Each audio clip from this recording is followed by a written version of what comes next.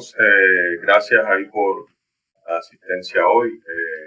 Hoy nos toca el capítulo 4 de la teología sistemática de Berkhof, y el capítulo de hoy se llama Los nombres de Dios. Y no solo veremos el nombre de Dios en general, sino los nombres de Dios.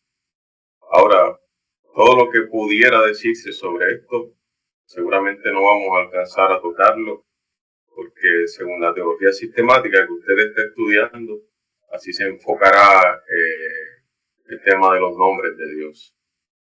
Entonces, es importante saber para nosotros que aunque la Biblia registra diversos nombres de Dios, también en ocasiones habla del nombre de Dios en singular.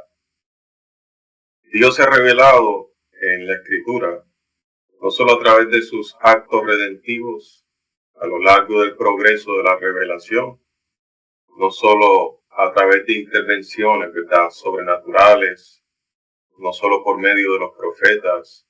El autor de Hebreos dice que de muchas maneras habló a Dios, a nuestros padres por los profetas, pero ahora nos ha hablado por el Hijo. Sino que Dios ha condescendido también a revelarse a través de sus nombres, tanto en el Antiguo como en el Nuevo Testamento. Y aunque pudiéramos ver los diversos nombres de Dios en diversas subcategorías, también en ocasiones aparece el nombre de Dios como algo singular. Por ejemplo,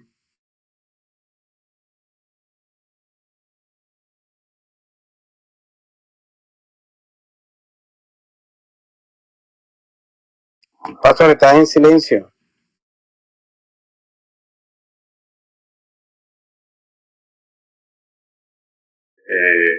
¿Estuve en silencio todo el tiempo o solo ahora? No, hace 10 segundos. Ok.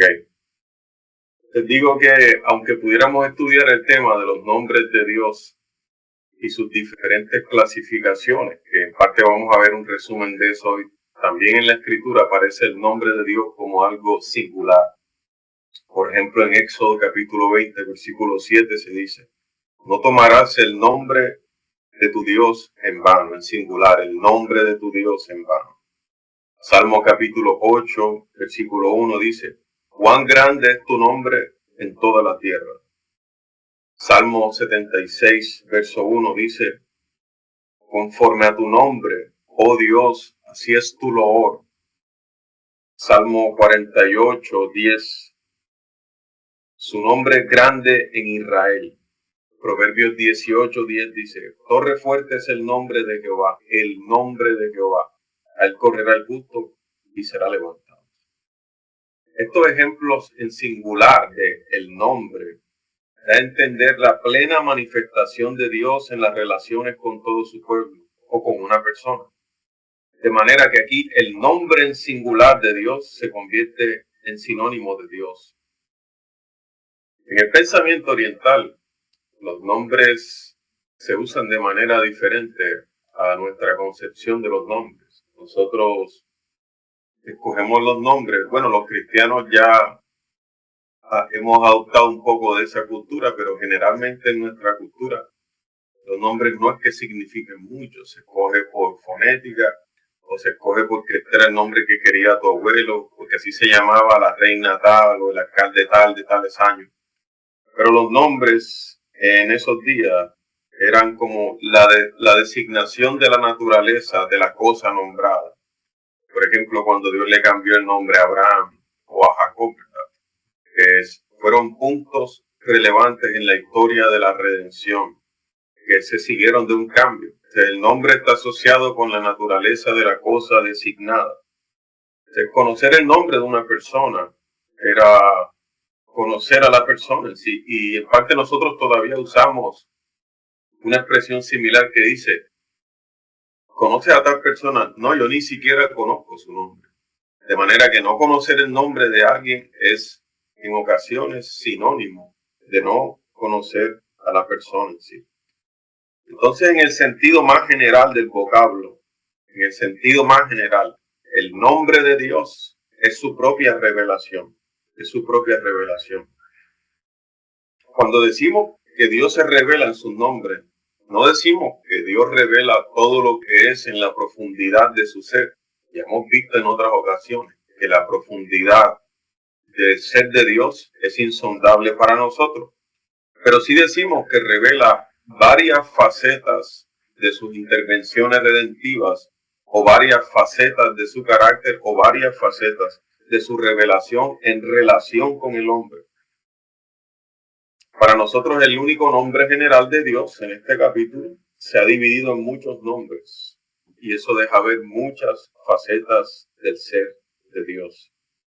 Ahora, aunque los nombres de Dios se expresan con vocablos humanos, estamos hablando entre humanos, ¿verdad? Eso no quiere decir que pierdan el hecho de que son revelación divina, porque tenemos que recordar que es Dios quien ha entrado en relación con el hombre. El hombre no subió al cielo de Dios. El hombre no existe por sí mismo. Es Dios quien ha creado al hombre, quien le dio un lugar, una visión, un propósito en relación con él.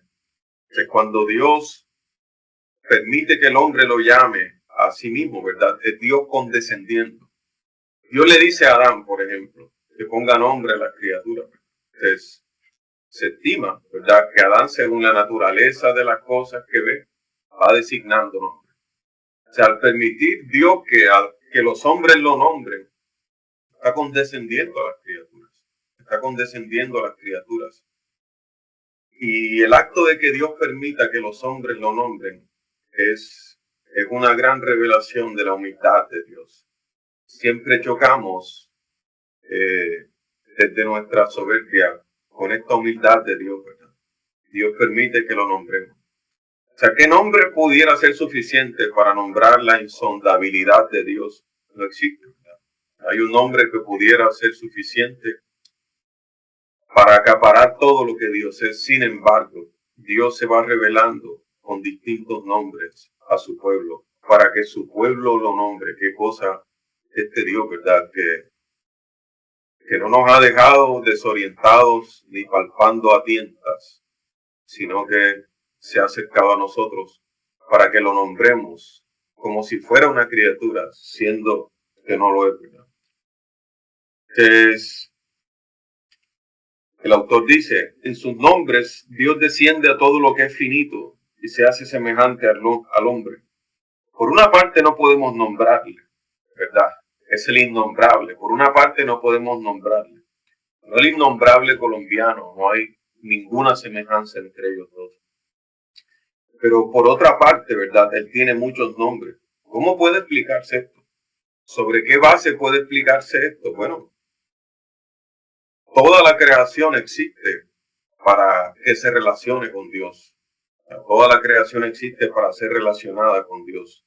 De manera que aunque estos nombres no descubren el fuero íntimo de Dios en toda su extensión, si descubren de Dios, el pacto de Dios, la intención de Dios, el carácter de Dios, los atributos de Dios para el hombre.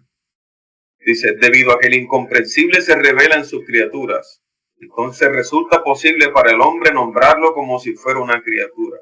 Dios se revela a nosotros. Eso lo vimos en el capítulo cuando estudiamos que nuestro conocimiento de Dios no es como que nosotros nos acercamos a un ser inferior a nosotros al que podemos observar, no. Nuestro conocimiento de Dios está basado en la revelación de Dios. Dios se ha dejado conocer a nosotros, al menos en todas las cosas que son tocantes a la salvación de los hombres. Hay varias divisiones que se pueden ejecutar para desarrollar este tema. Nosotros vamos a tomar solo una de ellas, pero quisiera citarla.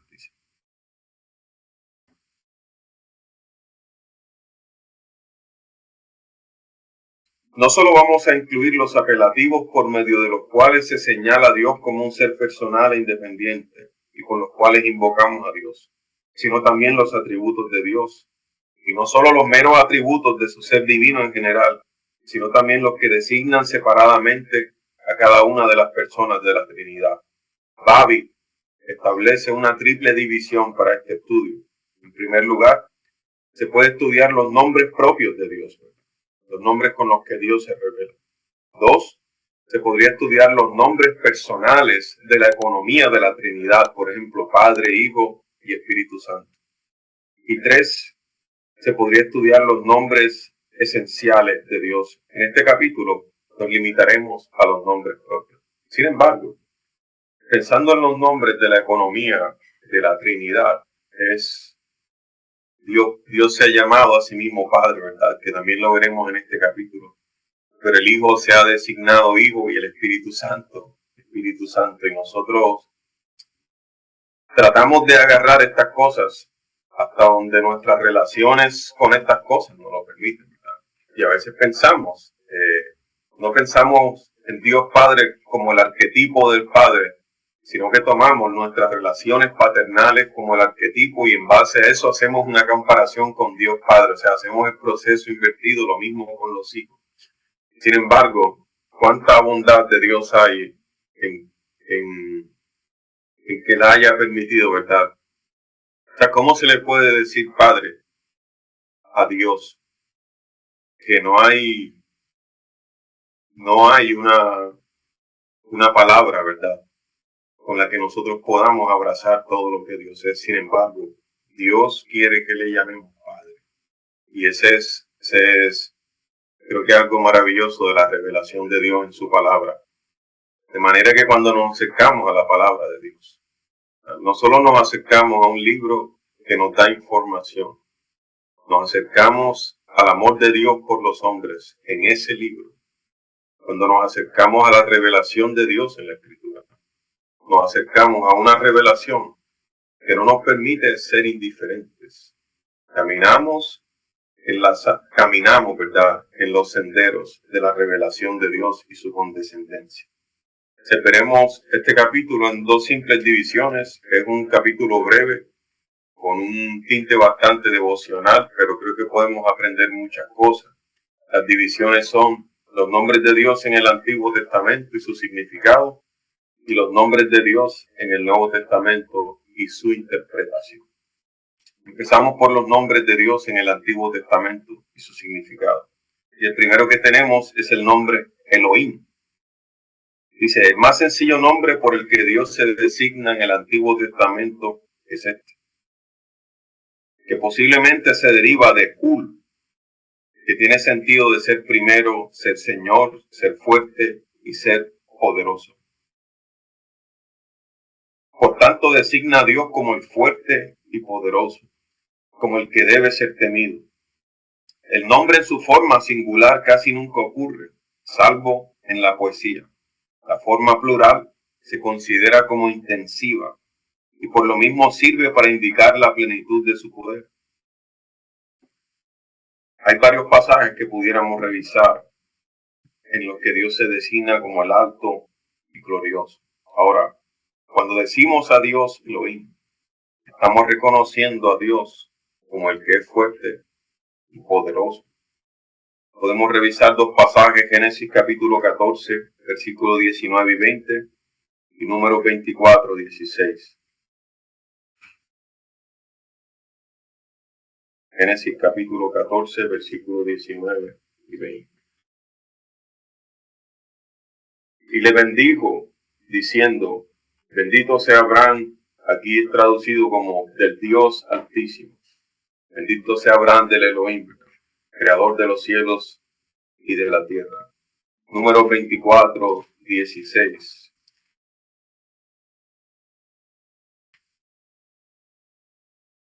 Dice, y dijo el que oyó los dichos de Jehová, el que sabe la ciencia del Elohim, del Altísimo, el que vio la visión del Omnipotente, caído pero abiertos los ojos. Dios se revela como el Altísimo, el que es poderoso. Creo que la palabra Altísimo hace justicia en español al significado del nombre Elohim, porque cuando se hace referencia al Altísimo, se está hablando de su poder, ¿verdad? El Altísimo es el más alto, es decir, no hay un escalón más arriba del Altísimo. Es como un superlativo, ¿no? Están los hombres altos, están los hombres bien altos, ¿verdad? Y a veces cuando no alcanzamos a describir la estatura de un hombre, decimos, ese hombre es altísimo. sea, es como que no podemos medir la altura de ese hombre. Yo creo que esa expresión en español, Altísimo, hace justicia a Dios como fuerte y poderoso. Ahora, este nombre, en un sentido, no es nombre propio, o sea, en el sentido estricto de la palabra, porque también se usa para los ídolos. A lo largo de la escritura también a los ídolos se le llama con este nombre. Tenemos un par de ejemplos, hay más, pero voy a leer un par. Salmo 95, versículo 3.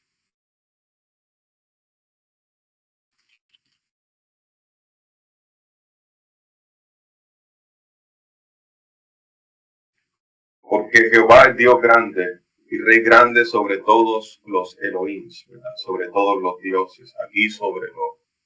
Ahora, eso no debería sorprendernos porque los ídolos de este mundo, los dioses de este mundo y del antiguo mundo reclaman altura y poderío, ¿verdad?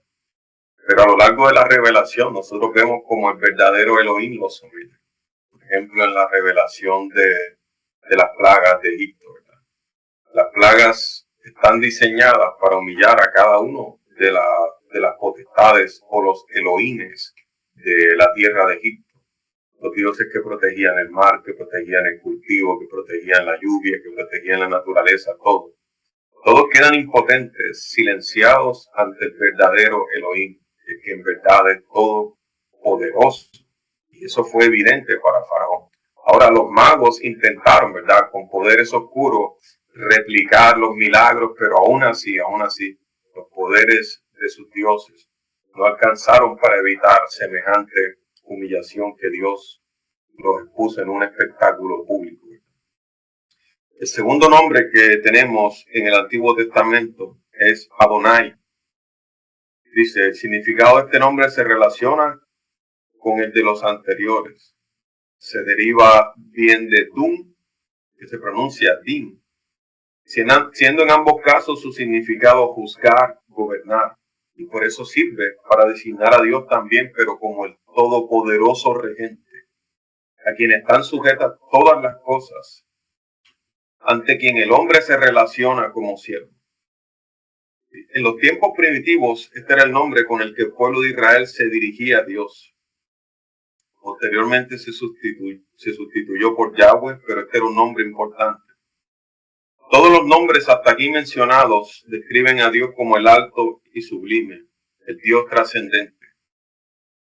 Los nombres que siguen indican el hecho de que este ser condesciende a entrar en relaciones con sus criaturas. Adonai también es similar a Elohim, porque habla sobre Dios como el todopoderoso regente.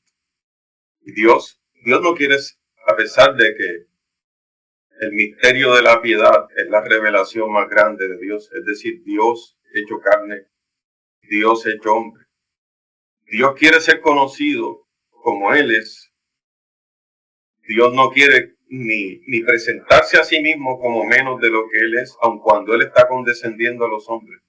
Ni que nosotros hablemos de Él como menos de lo que Él es, como un todopoderoso regente sobre todas las cosas.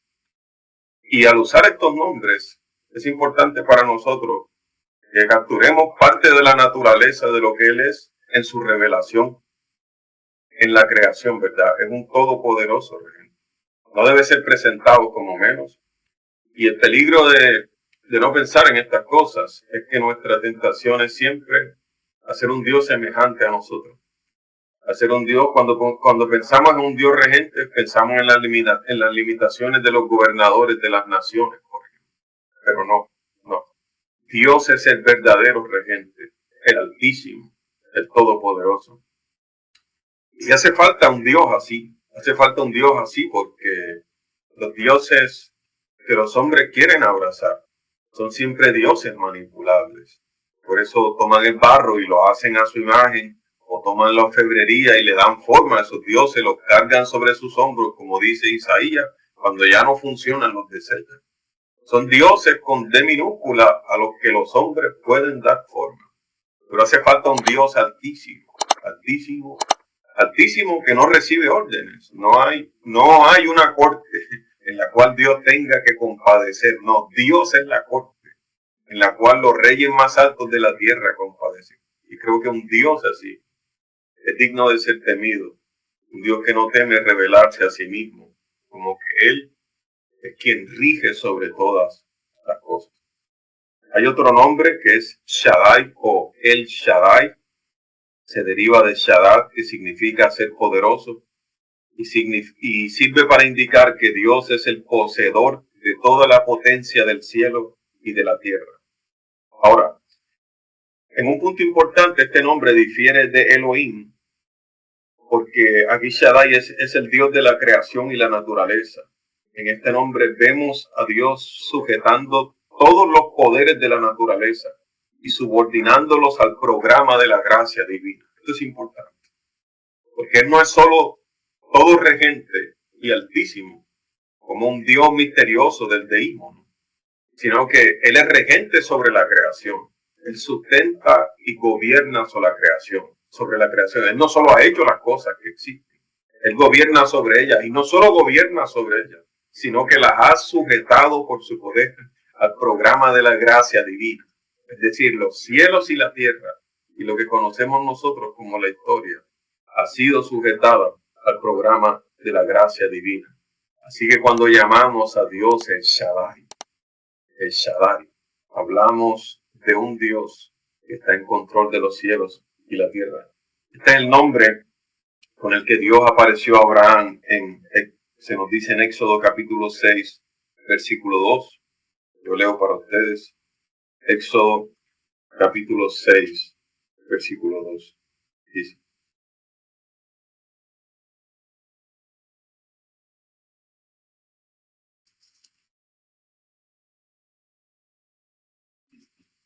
Jehová respondió a Moisés: ahora veis lo que yo haré a Faraón, porque con mano fuerte los dejará ir, y con mano fuerte los echará de su tierra. Habló todavía Dios a Moisés y le dijo: yo soy Jehová, y aparecía a Abraham, a Isaac y a Jacob como Dios omnipotente. Mas en mi nombre Jehová no me di a conocer a ellos. Cuando Dios se apareció a Abraham, él dice: yo me aparecí como el Shaddai, como aquí es puesto como el omnipotente. Ahora Dios aparece a Abraham en un momento en que, según los signos de la creación, Abraham no tiene esperanza. Pero Dios interrumpe esa historia como el Shaddai, el Todopoderoso, el que hace de Abraham el infértil, el padre de las naciones, ¿verdad? El que hace de Abraham el peregrino, un hombre con un norte para ir a la tierra prometida. Dios interviene y cambia la historia de Abraham, ¿verdad? Y sujeta la vida de Abraham al programa de la gracia. El Shaddai. Esto es cuando llamamos a Dios el Shaddai. Es otro nombre del Antiguo Testamento que quizás es que ustedes tienen en mente también, es Yahweh o Yahweh o Yahweh Shebaot, Jehová Shebaot. Este nombre es especialmente el que fue desplazando poco a poco los otros primeros nombres, pues en este Dios se reveló como el Dios de gracia. Ahora, los judíos consideraron este nombre como un nombre bien importante. Y ellos tomaron Levítico 24, 16, donde se decía que el que pronunciara el nombre de Yahweh irremisiblemente ha de morir para no pronunciar este nombre. Y lo que hicieron fue que dejaron de pronunciar este nombre y lo sustituyeron por Adonai o por Elohim. En el hecho de la reverencia de no pronunciar este nombre sagrado de Dios. Y aunque la verdadera derivación de este nombre es incierta, hablando de la etimología del nombre, lo que sí tenemos claro es el significado de este nombre, ¿verdad? El significado se explica en el mismo Éxodo, en el capítulo 3, versículo 14, donde Dios mismo dice por qué se llama Yahweh. Dice: porque yo soy el que soy, o yo soy el que seré, puede ser otra traducción. Y con esta interpretación se apunta a la inmutabilidad de Dios, a la inmutabilidad del ser esencial de Dios. Ahora, aquí la inmutabilidad, aunque tenga que ver con el atributo de Dios, que veremos en los atributos de Dios, aquí el nombre Yahweh, el que es, o yo soy el que soy, está relacionado con el pacto de Dios. Es decir, Dios Dios es inmutable en cuanto a la fidelidad de sus propósitos. Es inmutable en cuanto a la fidelidad de su pacto. Es decir, si Dios ha dicho algo, que va a hacer algo por Abraham, Dios es fiel a lo que él ha dicho.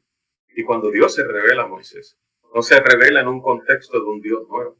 Él se revela como el Dios que le dio promesas a Abraham y que por eso ha venido ahora también a cumplir sus promesas. Así que esta es parte de la invocación de este nombre. El nombre contiene la seguridad de que Dios será para el pueblo del tiempo de Moisés lo que fue para sus padres Abraham, Isaac y Jacob. Insiste en la fidelidad del pacto de Dios usando su nombre por excelencia. Repasemos un par de pasajes. Éxodo 15:3, por ejemplo. Jehová es varón de guerra, Jehová es su nombre. Este es el canto de María, ¿verdad? De Moisés y María, cuando Dios cumplió las promesas y hundió los carros de Faraón en el mar. En el Salmo 83:19 tenemos otro pasaje que dice, en 83:18 dice, voy a leerlo desde el 17. Sean afrentados y turbados para siempre, sean deshonrados y perezcan, y conozcan que tu nombre es Jehová, y tú solo el Altísimo en toda la tierra. En este salmo se está pidiendo por la vindicación del pueblo de Dios en medio de sus enemigos. Y se invoca a Dios como el que llevará, a Yahweh como el que llevará a cabo esa victoria. Oseas capítulo 12, versículo 6 puede ser otro pasaje que leamos hoy. Oseas capítulo 12, versículo 6 dice, tú pues vuélvete a tu Dios, guarda siempre misericordia y juicio, y en tu Dios confía para siempre. Versículo 5 dice, mas Jehová es el Dios de los ejércitos, Jehová es su nombre. Ahora, este nombre Jehová, que invoca la fidelidad de Dios, es para nosotros conmovedor, ¿verdad? Porque Dios a veces en su revelación condesciende a explicaciones para nosotros que no son necesarias. Es decir, la debilidad de nuestra duda hace que Dios en su amor explique cosas que Él no tendría que explicar. Por lo general la gente que está en autoridad y poder no da explicación sobre las cosas que va a hacer y las hace con el poder que tiene. Pero a veces Dios aparece en el libro de Hebreos como dando explicaciones para que tengamos seguridad. Y Él dice que, por ejemplo, Él no solo, que buscando Dios por quien jurar, ¿verdad? Y no encontrando a nadie por quien jurar, porque los hombres suelen jurar por uno mayor que Él, estoy parafraseando, juró por sí mismo, ¿verdad? Que cumpliría sus promesas. Entonces, se nos dan estos argumentos a lo largo de la revelación para que nosotros confiemos en la fidelidad de Dios, en el Dios del pacto. Los autores de la Confesión de Fe de Westminster llamaron al pacto la amistad de Dios con el hombre, ¿verdad? O la condescendencia de Dios con el hombre. Y Dios se da a sí mismo a nosotros y da explicaciones a nosotros para que confiemos en Él. Nosotros deberíamos caer rendidos por quién Él es, ¿verdad? Pero la oscuridad de nuestros corazones no percibe su fidelidad tal cual brilla realmente y necesita de reafirmaciones de su fidelidad. ¿No es esto lo que sucede en nuestras oraciones mes tras mes y semana por semana? Un constante reafirmar de la fidelidad de Dios. Nosotros tenemos pruebas y nos desesperamos. Y nos desesperamos porque no sabemos cómo salir de esa situación, ¿verdad? Y se nos olvida que hace unos meses tuvimos pruebas o que hemos estado en lugares más difíciles y la fidelidad de Dios siempre nos ha asistido. Sin embargo, la condescendencia divina viene a afirmarnos por medio de su palabra y por medio de sus respuestas a nuestras oraciones. Él sigue siendo fiel a las cosas que Él prometió, a las cosas que Él prometió en su pacto. Usualmente este nombre aparece como, usted quizás lo ha escuchado como Jehová Sabaoth, aparece con este otro nombre, esta adición Shebaot, y han habido muchas explicaciones para ello. de las cuales no hay mucha certeza, pero la más probable es que se refiera a Jehová Sebaot como a veces la gente piensa que es el Dios de los ejércitos de Israel, pero como el Dios de guerra, ¿no? El Dios que gobierna los ejércitos de Israel. Eso es cierto, pero no necesariamente se deriva de este nombre. O a veces es el Dios de los ejércitos de las estrellas. Pero los teólogos concuerdan que la explicación más probable de este Jehová Sebaot es que Dios, cuando se refiere a los ejércitos de Dios, es el ejército de ángeles que está en la corte de Dios. El nombre Jehová Sebaot se encuentra a menudo en relatos en que se mencionan los ángeles.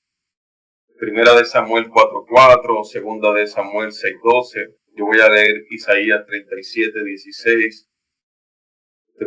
Si usted tiene el libro de texto, puede repasar los pasajes más tarde. Isaías 37:16 dice: Jehová de los ejércitos, Dios de Israel que moras entre los querubines, solo tú eres Dios de todos los reinos de la tierra, tú hiciste los cielos y la tierra. Esta es una de esas referencias en la que aparece Yahweh Sebaot o Jehová de los ejércitos en presencia de la corte de ángeles que rodean su gloria, ¿verdad? Ahora, es muy probable que este sea el significado de Sebaot, ¿verdad? Esa expresión Dios de los ejércitos, ese Dios que habita en la corte de millares y millares de ángeles que cantan a su nombre, que están a su servicio. En última son también un ejército para él, un ejército el cual Jesús decidió no invocar, ¿verdad? Pero ya eso es otro tema. Un ejército que sí estuvo presente para Elías y para Eliseo, pero es normal que se le exalte a él como el Dios de los ejércitos de las huestes celestiales. Este nombre no tiene como un sabor guerrero, sino más bien la expresión de la gloria de Dios como un rey. Deuteronomio 33, versículo 2.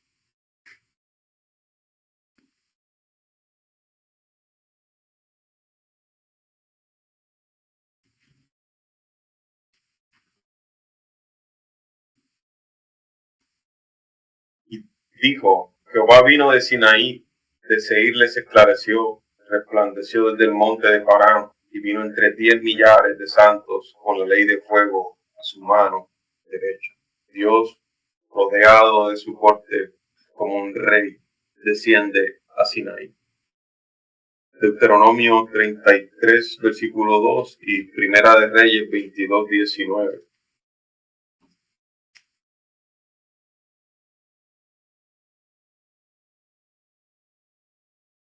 Entonces él dijo: Oye pues las palabras de Jehová. Yo vi a Jehová sentado en su trono, y todo el ejército de los cielos estaba junto a él, a su derecha y a su izquierda. Estas imágenes complementan esta afirmación, ¿verdad? Y que es muy probable que se refieran al Dios de los ejércitos, pero de los ejércitos de la corte celestial, no tanto como un sabor a guerra, sino al Dios de la realeza.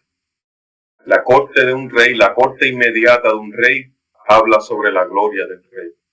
Eso lo vemos cuando la reina de Saba visitó a Salomón.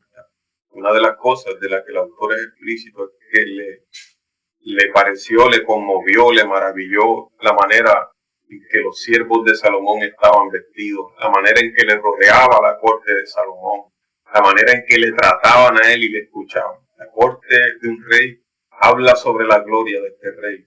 Entonces, esta corte, escrita en 33:12, en el 22:19, como sentado en su trono y el ejército de los cielos estaba junto a él a su derecha y a su izquierda. La sola imagen es maravillosa, es muy poderosa. Dios como un rey de gloria rodeado por ejércitos de ángeles, que gobierna el cielo y la tierra para el bien de su pueblo y recibe gloria de todas sus criaturas. Son las 41.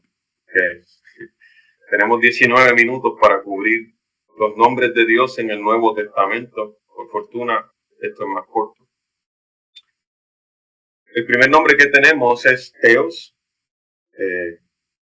El Nuevo Testamento tiene equivalentes griegos de los nombres del Antiguo Testamento, ¿verdad? Para Elohim y Elión tiene Teos, que es el nombre que más comúnmente se aplica a Dios. Pero esta palabra Dios, Teos, también se aplica a veces a los dioses gentiles.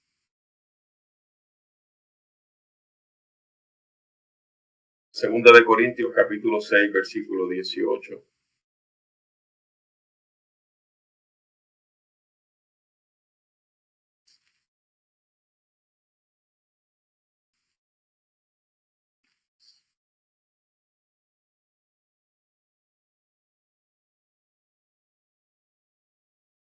A veces aparece una variación de este nombre que es Theos Pantocrator, como el Dios Todopoderoso, que aparece justo en este pasaje que dice: seré para vosotros por Padre, y vosotros me seréis hijos e hijas, dice el Theos Pantocrator, el Señor Todopoderoso. Apocalipsis capítulo 1, versículo 8 también.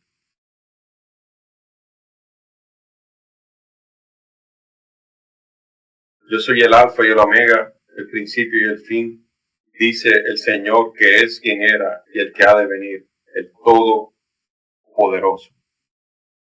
Ahora, esta designación no siempre se usa, esta palabra Teos, ¿verdad? No siempre se usa para exclusivamente como un nombre propio de Dios, sino que a veces los dioses gentiles son Teos en minúsculas, ¿verdad? Son dioses también, hasta donde ellos se consideran dioses. Tenemos la palabra en el Nuevo Testamento, Curios. Dice, el nombre Yahweh se explica unas cuantas veces por variaciones de carácter descriptivo, tales como el alfa y el omega, el que es, el que era y el que ha de venir, el principio y el fin, el primero y el último. Aquí estoy citando Apocalipsis 1.4, 1.8, 1.17, 2.8, 21.6. Estas aplicaciones de carácter descriptivo, el alfa y el omega, el que es, el que era, el que ha de venir, el principio y el fin, cubren, ¿verdad?, la gloria de Dios como rey, como ese Yahweh que es rey en el Nuevo Testamento. Sin embargo, en lo demás del Nuevo Testamento, el Nuevo Testamento sigue a la Septuaginta. La mayoría de ustedes saben que es la Septuaginta, lo digo solo por si hay alguien nuevo aquí. La Septuaginta es la primera traducción, ¿verdad?, que se hizo del Antiguo Testamento al griego. O sea, es la primera versión griega del Antiguo Testamento. Y en esa versión se sustituyó Yahweh por Adonai, que ha seguido siendo traducido por Curios, que se deriva de Kuros, que significa poder.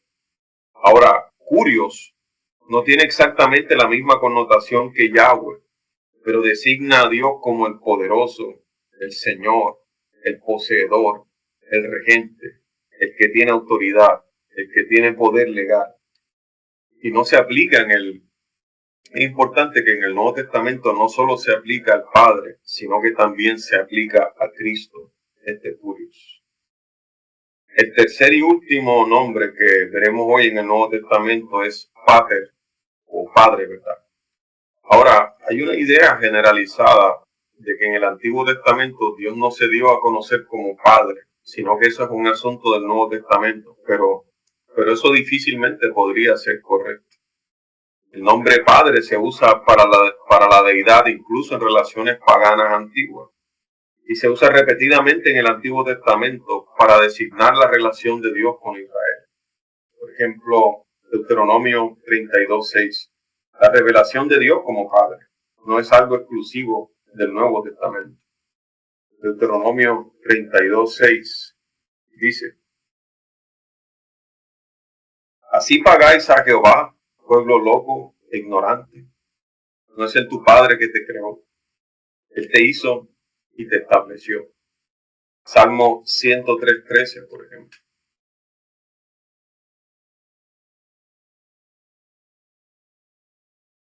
Salmo 103:13. Como el Padre se compadece de los hijos, se compadece Jehová de los que le temen. Isaías 63:16.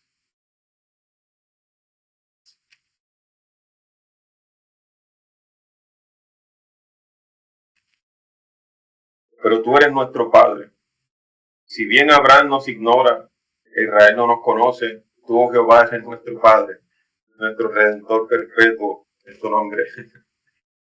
Aquí está el pueblo pidiendo misericordia, ¿verdad? Y claro, ellos dicen, Señor, incluso si Abraham nos ignora, ¿verdad? Que es nuestro Padre, Abraham es nuestro Padre, pero si Abraham nos ignora, tú eres nuestro verdadero Padre, Señor. Israel no nos conoce quizás, hablando de Jacob, ¿verdad? Pero tú eres nuestro Padre, nuestro Redentor perpetuo es tu nombre, claro. Ellos reconocen que son hijos de Abraham en un sentido, ¿verdad? Y son hijos de Israel, de Jacob en un sentido, pero que también son hijos, que son verdaderamente hijos de Dios, porque Dios fue quien dio a luz a su pueblo. 64:8, podemos repasar otro pasaje ahí mismo en Isaías. Ahora pues, Jehová, tú eres nuestro Padre, y nosotros somos barro, tú el que nos formaste. Así que obra de tus manos somos todos nosotros. Vemos entonces que esta relación de Dios como Padre con su pueblo no es algo exclusivo del Antiguo Testamento. En un sentido, Él es el originador, el creador de este pueblo, ¿verdad? Y en el Nuevo Testamento es más evidente esto. También se usa esta palabra pater o padre para nosotros en español. Primera de Corintios, capítulo 8, versículo 6. Esta es, mis hermanos, una de las condescendencias que más sacude nuestro entendimiento, ¿verdad? Que Dios quiere que lo llamemos Padre. Eso es bien importante. Primera de Corintios 8, 6. Para nosotros, sin embargo, solo hay un Dios, el Padre, del cual proceden todas las cosas, y nosotros somos para Él. Y un Señor Jesucristo, por medio del cual son todas las cosas, y nosotros por medio de Él. Aquí está hablando de Él como Padre para los creyentes en un sentido singular y exclusivo, en relación con lo que no son todos los ídolos en el contexto del pasaje. Podemos revisar también Efesios capítulo 3, versículo 15. Por esta causa doblo mis rodillas ante el Padre de nuestro Señor Jesucristo, pero no solo el Padre de nuestro Señor Jesucristo, de quien toma nombre toda familia en los cielos y en la tierra. Es decir, Él reclama en su intercesión la pertenencia de todas las familias de los creyentes, ¿verdad?, al Padre que está en los cielos. Él no solo es Padre del Señor Jesucristo, sino que por medio del Señor Jesucristo Él es el Padre del que todas las familias toman nombre en los cielos y en la tierra.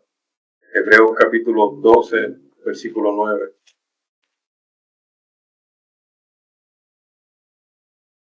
Por otra parte, tuvimos a nuestros padres terrenales que nos disciplinaban y los venerábamos. ¿Por qué no obedeceremos mucho mejor al Padre de los espíritus y viviremos? Dice, en todos los demás lugares en que se encuentra sirve para expresar bien sea la relación que la primera persona de la Trinidad guarda con Cristo como Hijo de Dios, o bien el sentido metafísico o medianero, con la relación ética en la que Dios se coloca en cuanto a todos los creyentes como sus hijos espirituales. Hermanos míos, Dios no es una criatura, pero en nuestras relaciones horizontales con las criaturas nos conocemos por medio de nuestros nombres. Nuestros nombres nos introducen a las relaciones con las personas. Nuestros apellidos hablan más de nosotros todavía sobre quiénes son nuestros padres, nuestro linaje, nuestro origen, ¿verdad? Ahora, Dios no es una criatura, pero condescendió en su revelación con nombres para que lo llamemos como si así lo fuera. Consideremos esto, que Dios se ha acercado a nosotros, que conociéndolo como el Elohim, el Dios Todopoderoso, el Adonai, ¿verdad?, el poderoso regente, conociéndolo como el Shaddai, como el que está en control de la providencia, de la creación y de la historia, como el que sujeta todas las cosas todas las cosas al programa de la gracia. Y a veces es difícil pensarlo a nivel personal.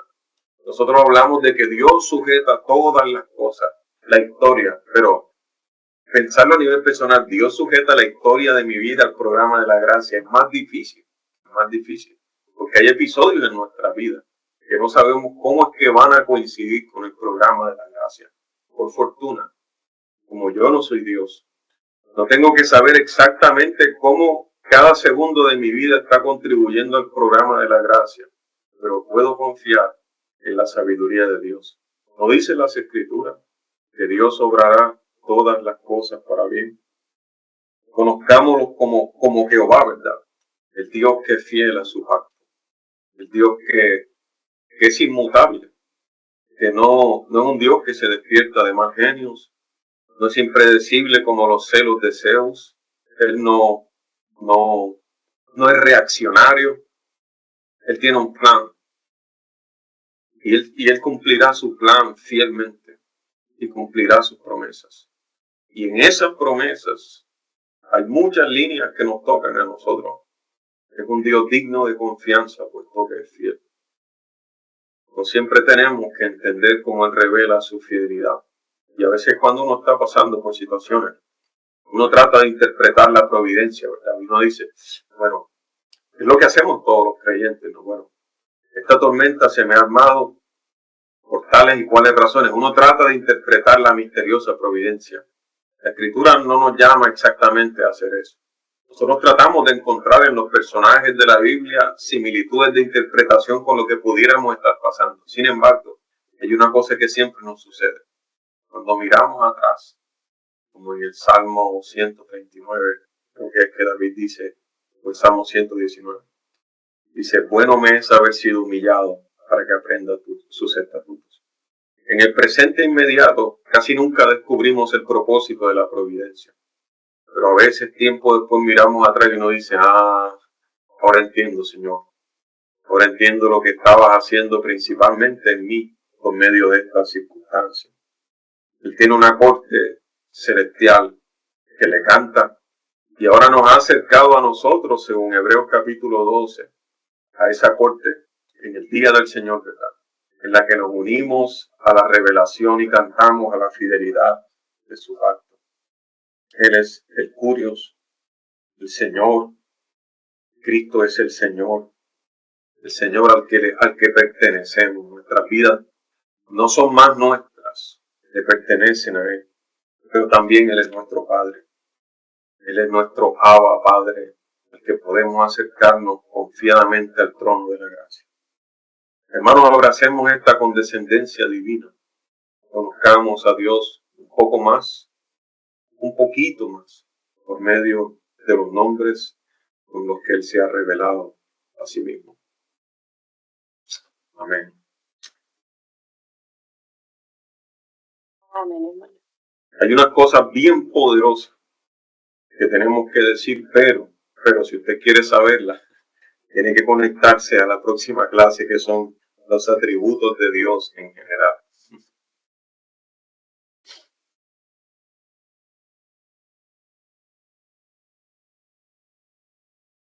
Gracias como siempre, hermanos, tuvimos hoy hasta ahora donde se ve una asistencia de 32 personas. Es nuestro deseo que más personas conozcan a Dios, al Dios de las Escrituras. Ese es nuestro deseo, y que conociéndole sean afirmados en Él y se entreguen a Él y le sirvan a Él, no a nosotros, que le sirvan a Él, donde quiera que esas personas estén. Oramos, hermanos, que Dios alimente nuestro espíritu con esta clase, ¿verdad? Señor, te damos gracias por tu palabra, por este tiempo. Tú te has acercado a nosotros, por eso ahora nosotros nos acercamos a ti, llamando al que no tiene nombre, Señor, que no puede nombrarse, al Dios no conocido, como dijo Pablo, el que no puede ser contenido en templo hecho por manos de hombre. Sin embargo, te llamamos Adonai, Elohim, Shaddai, Jehová, Curios, Padre nuestro, que estás en los cielos, santificado sea tu nombre, venga a nosotros tu reino, hágase tu voluntad como en el cielo, también en la tierra. El pan nuestro de cada día, dánoslo hoy, y perdona nuestras ofensas, como también nosotros perdonamos a quienes nos ofenden. No nos dejes caer en tentación, y líbranos del mal, porque tuyo es el reino y la gloria, por los siglos de los siglos. Amén.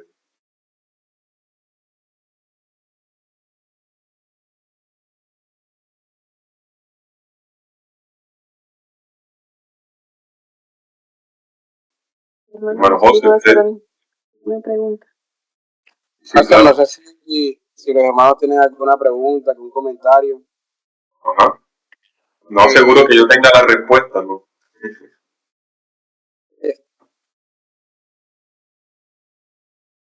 Adelante. Yo, hermano, me pareció interesante eso que mencionó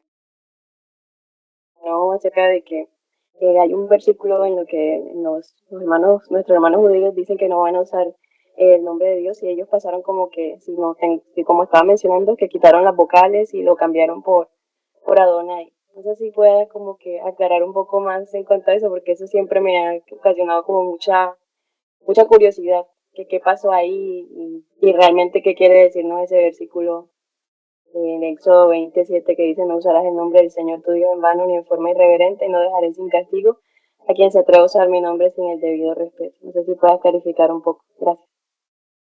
Oh, claro, no hay mucho que decir ahí, ¿verdad? El versículo significa lo que significa, no está escrito en clave, por eso lo entendemos en su sentido llano. Pero en el contexto nos ilumina.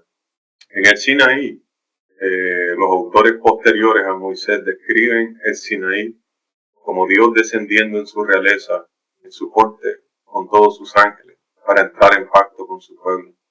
Ahora, esos 5 primeros mandamientos están relacionados verticalmente, ¿verdad? De lo que Dios pide hacia en su relación con los hombres, y los segundos 5 en nuestras relaciones horizontales, pero todos tienen que ver con Dios. Sí, claro, ante un rey que desciende de esa manera, ¿verdad? Un rey que ha salvado a su pueblo. Sinaí es la confirmación. Sinaí es un pacto de gracia realmente también, porque Dios ya ha salvado a su pueblo y ahora les entrega su ley para que vivan para Él, ¿no? Así que en un sentido, la gracia está presente ahí en el monte Sinaí. ¿Sí? Ante un Dios semejante, o sea, Él quiere distinguirse no solo explícitamente, sino que Israel está rodeado de tantos dioses y las tierras que lo rodean. Él dice que su nombre es sagrado. Y su nombre es sagrado no en el sentido de que es impronunciable, sino que, o sea, no se puede tomar el nombre de Dios en la boca para maldecir. No se puede tomar el nombre de Dios en los labios como si se tomara el nombre de un perro. Por ejemplo, esto es una ilustración bastante graciosa, pero el otro día mi papá estaba indignado porque un perro de un vecino, él vive en Villa Grande, le puso Moisés al perro. Mi papá decía: ¿cómo es posible que a un hombre santo como Moisés, o sea, se lo vas a poner a un perro? O sea, a un perro se le pone Hitler, ¿verdad? A un perro se le podría poner cualquier otro nombre, decía mi papá, pero no el de un hombre sagrado ahora. Imagínate el nombre de Dios, ¿verdad? El nombre de Dios, o sea, él dice: no tomarán mi nombre en vano, porque no dará Jehová por inocente. O sea, Dios no quiere que su nombre se asocie en ningún culto pagano con él. Eso en primer lugar, en sentido religioso. Dos, en el sentido cotidiano. Israel debe relacionarse con Dios como su rey. Él se está revelando como el rey de ellos, ¿verdad? Que le está entregando su ley. Así que en ese sentido cotidiano, ellos tampoco pueden usar el nombre de Dios como quieran, ¿verdad? Sino con la reverencia necesaria, porque no dará por inocente el que tomare su nombre en vano. Creo que José quiere añadir a eso. Sí, pastor. Otro punto importante ahí tiene que ver con lo que nosotros llamamos la teología del pacto. Y es que en la antigüedad las personas hacían contratos, hacían pactos entre ellos, ¿no? Entonces, cuando uno hace un pacto con otra persona, llega a un acuerdo con otra persona, normalmente la garantía de juramento, además de la palabra de las personas, es que ellos siempre juraban por alguien mayor. Por ejemplo, cuando Dios hace pacto con Abraham, no pudiendo jurar por alguien mayor, juró por sí mismo, diciendo: de cierto te bendeciré. Entonces los hombres juraban por alguien mayor y ese de cierta manera era como la garantía del cumplimiento de su palabra, del pacto, ¿ya? Entonces, en un sentido, cuando las personas juran en vano, se relaciona con esos pactos que hacían. Es decir, que en realidad no iban a cumplir su palabra, pero usaban el nombre de Dios para decir: no, yo voy a cumplir. Entonces, como que tomaban el nombre de Dios para hacer el contrato, para jurar, como puede pasar también en una corte. Por ejemplo, en una corte, en un juicio, a la persona se le pide que jure el nombre de Dios, de que todo lo que va a decir después es verdad. Pero la persona puede tomar el nombre de Dios en vano, jurar falsamente para luego decir mentiras cuando está tomando el nombre de Dios. Entonces, en ese sentido se aplica juicio, se aplica pacto, es decir, usar el nombre de Dios santo. A veces cuando tengo con algunos debates con mi esposa aquí en la casa, ella a veces me dice: júralo en el nombre del Señor.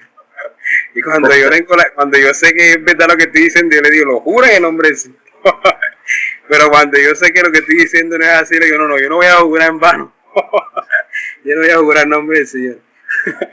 Y lo otro, lo de las vocales, que hice esa es la pregunta, como las vocales, creo que fue que preguntó. Sí, lo que pasa es que el texto dice, cuando habla sobre Yahweh, el autor dice que como los judíos tenían un temor supersticioso de usar el nombre, empezaron a reemplazar el nombre de Jehová por Adonai y por Elohim. E incluso los masoretas con el tiempo, ¿verdad? Porque el hebreo antiguo no tenía vocales, los masoretas con el tiempo fueron añadiendo a las consonantes de Jehová, fueron añadiendo las vocales de Adonai y de Elohim. Eso es lo que quería decir. Sí, lo que pasa es que el hebreo, o sea, los idiomas antiguos, mientras más antiguos eran más complejos. Es decir, en la evolución de los idiomas cada vez fueron siendo más fáciles, más asequibles. Cuando uno ve los idiomas, por ejemplo, como los idiomas egipcios, el idioma de los egipcios muy antiguos, eran idiomas que, o sea, la escritura era jeroglífica, ¿no? O sea, se escribía a través de dibujos y tal. Y en la evolución de esos idiomas, cuando llegamos al idioma hebreo, estamos hablando de hace 3.000 años, 2.500 años, etcétera, antes de Cristo, ¿no? Es decir, 4.000 años de aquí a pasado, 5.000, cuando, o sea, ese alfabeto de ellos, esa escritura hebrea no tenía vocales. Toda la escritura hebrea era solamente con consonantes, no había vocales. Entonces, cuando un arqueólogo, por ejemplo, se encuentra un manuscrito hebreo, si este manuscrito no tiene vocales, significa que es muy antiguo, porque ellos no usaban vocales. Quienes agregan las vocales son los masoretas, pero ya después de Cristo agregan vocales, y esas vocales son solamente puntos vocales, es decir, está las consonantes y tienen unos puntos a los lados. Esos puntos son las vocales, es decir, son los que le dan la pronunciación. Y lo que hicieron los masoretas fue agregarle pronunciación a todo el Antiguo Testamento. Pero todas las pronunciaciones que tenemos del Antiguo Testamento, no solamente el nombre de Jehová, sino de todas las demás, de todo lo que está escrito, no sabemos cómo se pronunciaba en sí, porque no hay vocales, o sea, ellos no escribían con vocal. Entonces lo que tenemos es, digamos, la interpretación de los masoretas colocándole puntos vocálicos para que fuese más fácil la lectura de esos textos. Entonces no solamente el nombre de Jehová, sino todo el Antiguo Testamento no tiene vocales. Ok, muchas gracias, hermanos. Me aclaró bastante. Hermanos, Creo que hay otra pregunta de Natalia. Buenos días, hermanos. Sí, tengo una pregunta, pastor.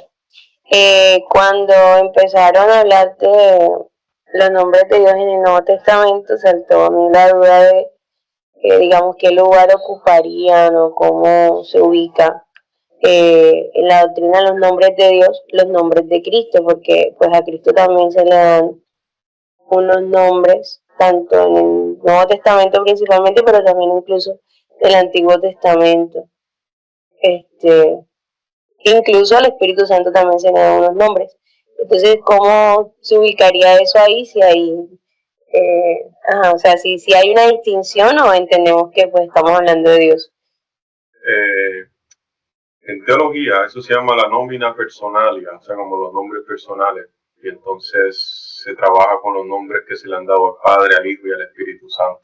Esta teología sistemática se ocupa de solo de los primeros nombres, ¿no? De los nombres esenciales, pero más adelante, cuando veamos cristología, vamos a desarrollar, hay un capítulo completo en esta sistemática que se dedica a eso, a ver a Cristo con sus diferentes nombres en el Nuevo Testamento. Ok, muchas gracias, pastor. Lo que era con paciencia, aquí vamos a ver. Sí. Hermanos, no siendo más, estamos despedidos. Nos vemos en 15 días. Si tiene invitados, usted es libre de compartir el link para llegar a las más personas que se pueda.